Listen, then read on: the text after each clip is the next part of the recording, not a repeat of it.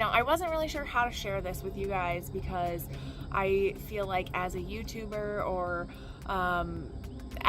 I feel like you guys come to this channel to see how to do it and how to do it right.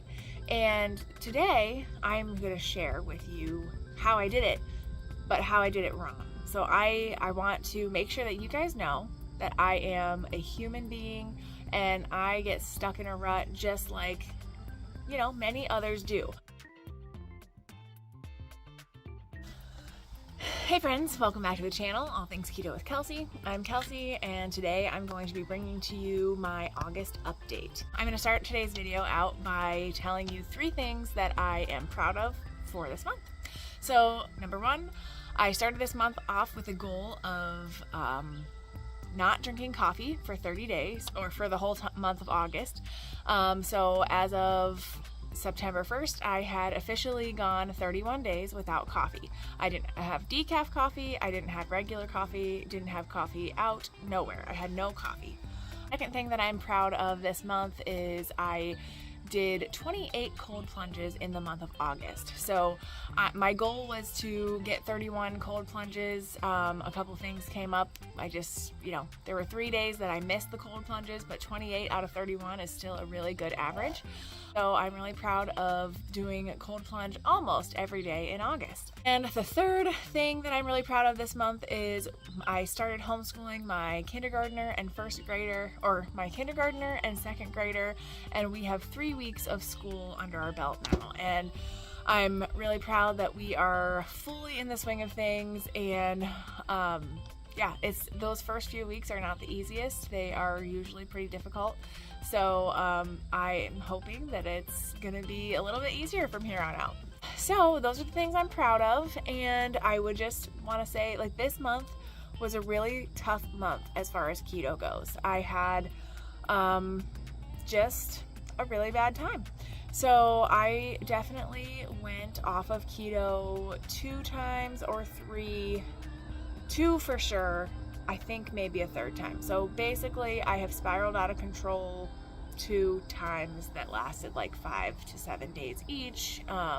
Definitely did really poorly, made a lot of decisions that did not help my health at all. So I am a little discouraged about the progress that I did not make this month. But I wasn't really sure how to share this with you guys because I feel like as a YouTuber I feel like you guys come to this channel to see how to do it and how to do it right.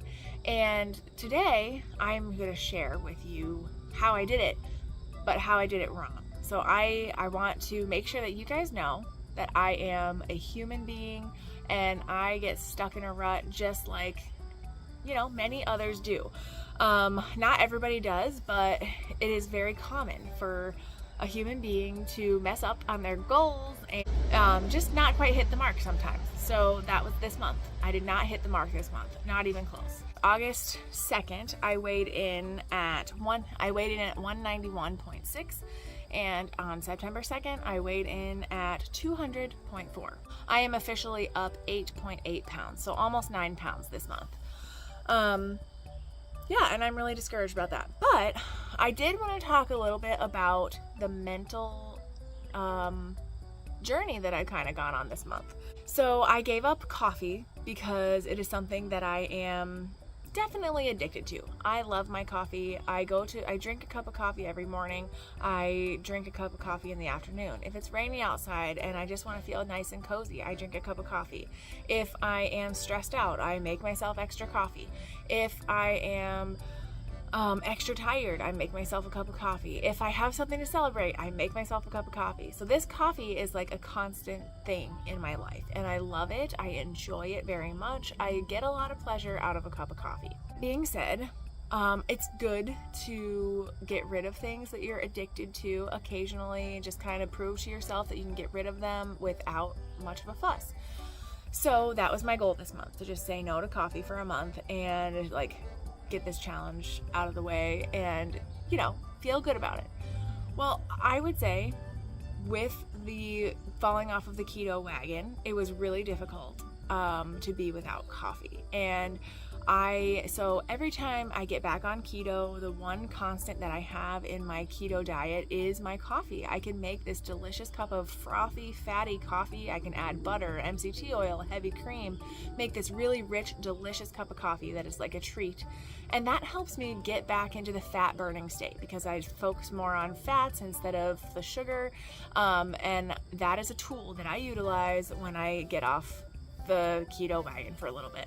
So I did not have that this time around, and so getting back on was just like next to impossible. So I would go out with family for Chinese, which I have not had Chinese, like I've maybe had Chinese once or twice this year, and I've had Chinese twice this month in the past month. So it did not go well. I felt terrible, but because I had the Chinese, I felt horrible. I stayed with the non-keto foods for several days after, and even if I tried to get back on keto, it was really difficult. It was a real struggle. So I did get back on keto, and then I'd fall off a couple days later. I did this probably 3 total times, and what I found myself doing was I didn't have my fatty coffee, to my little crutch to get me back into ketosis. But I was always, this entire month, I have been searching for something else to fill that void. I was missing coffee so much that I filled that void with keto sweets, which I haven't made keto desserts in months because I can't keep them around because I eat them all myself.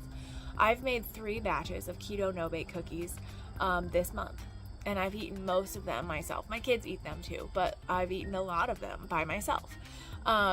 And I was constantly looking for something to fill that coffee void.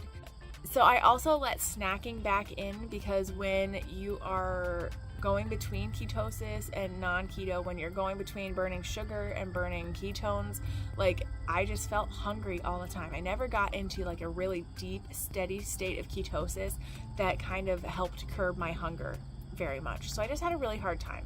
I fell off of my exercise wagon. There were a good 2 solid weeks that I did not walk at all. I didn't do anything. I just didn't do anything. And I've been getting up early in the mornings, but I haven't had exercise in my regular routine every day. So the last week of the month, I started walking every day. I'm trying to make sure I get a good 1.5 to 2 mile walk in every day, and I did start feeling better. So I am definitely back on the keto wagon. This is September 4th, and I'm definitely back to keto, and I just feel so much better. I would say overall my pain level has been high, my inflammation level has been high. I actually have a canker sore on the inside of my lip that it's been sore the entire month because I have let myself eat stuff that I haven't had in a long time. So I have had like a month worth of bad food choices, and I can tell because my whole body is inflamed. Back pain is up, headaches, stomach issues have been happening all month. So there are definitely negatives to not being keto, but it also has some mental issues as well.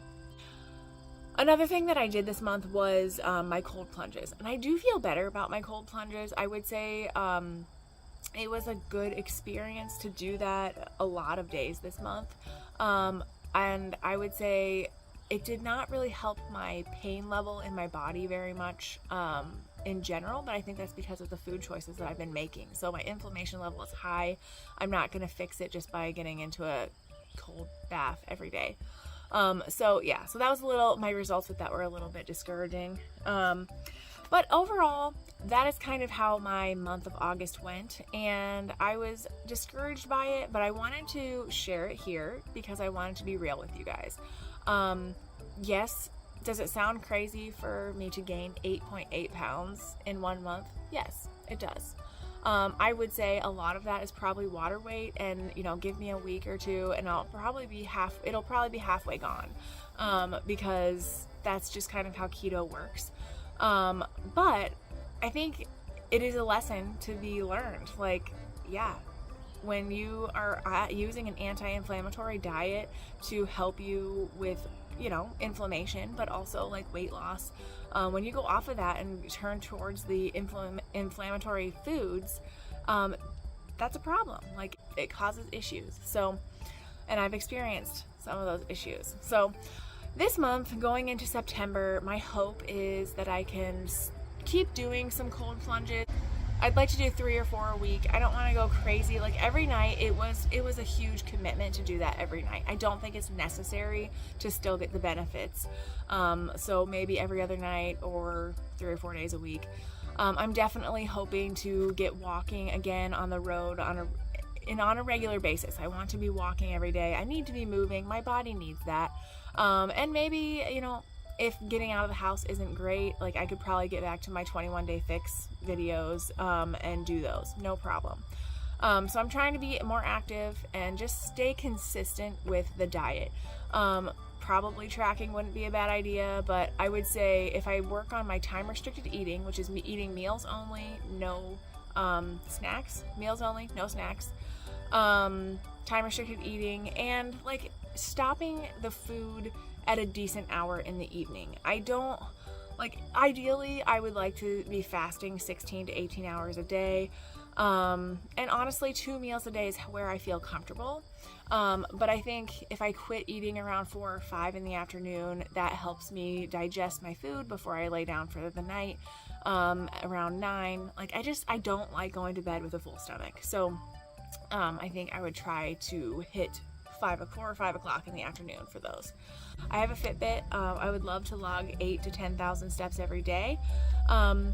Yeah, so we'll see how that goes. I'm trying not to be super drastic and be too hard on myself. It would be really nice if next month I could, most of those 9 pounds will be gone. That would be nice to be able to share that with you. But yeah, being consistent in your goals is what helps. And sometimes, like, you don't need drastic goals to be making progress. Sometimes you just need to keep on doing the thing every day. And I think that's kind of my goal for this month, because I am pretty busy with my kids going back to school. I am going to be starting up keto group again. I have lots of stuff keeping me busy, so it would be really good for me to just focus on a couple of goals and nothing drastic. But yeah, so I hope this encouraged you. Your value is not determined by the number on the scale. And we are all human, and we do make mistakes, and we do struggle being consistent, and that's okay. You do not have to be perfect in order to have value. So I hope that you can find something relatable in this video of me kind of being a little bit vulnerable this month. But if you haven't, smash that like button on the way out. Comment below, let me know if you have any new goals for September, or if anything in this video resonated with you. I'd love to hear what that is. And if you haven't already subscribed, please do that and hit that notification bell. That way you will be notified every time I post a new video. So as always, I hope wherever you're at today, you're having a great day, and we'll see you soon, friends.